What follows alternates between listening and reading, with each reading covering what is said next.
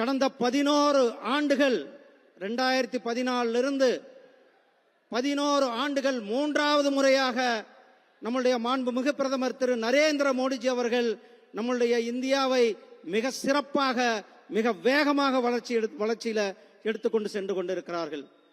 சகோதரர்களே, கடந்த 11 ஆண்டுகளாக தமிழகத்திற்கு, தமிழ்நாட்டினுடைய வளர்ச்சிக்கு, தமிழகத்தினுடைய முன்னேற்றத்திற்காக நம்முடைய பிரதமர் திரு நரேந்திர மோடிஜி அவர்கள், இது மதுரை பூமி, சங்கம் வைத்து தமிழ் வளர்த்த பூமி, காசி தமிழ் சங்கமத்தை ஒவ்வொரு வருடமும் நம்முடைய பிரதமர் திரு நரேந்திர மோடிஜி அவர்கள் நடத்தி கொண்டிருக்கிறார்கள்.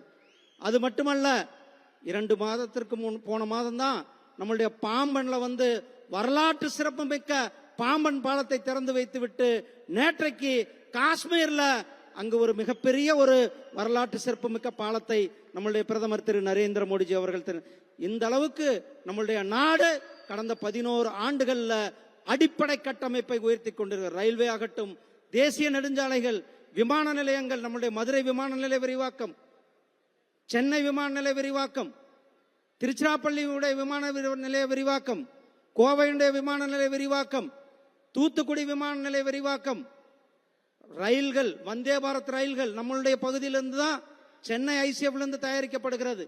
இப்படி நம்மளுடைய பிரதமர் திரு நரேந்திர மோடிஜி அவர்கள் கடந்த 11 ஆண்டுகள்ல நம்மளுடைய நாட்டை மிக வேகமாக வளர்ச்சி அடைந்த பாதையில் எடுத்துக்கொண்டு சென்று கொண்டிருக்கிறார்கள். அதை தான் நாம் நேரடியாக பார்த்தோம். ஆபரேஷன் சிந்தூர் மூலமாக பாகிஸ்தானுக்கு மிகப்பெரிய ஒரு அடியை கொடுத்தது நம்மளுடைய பிரதமரும் நம்மளுடைய அமித்ஷாஜி அவர்களும் கொடுத்திருக்கிறோம்.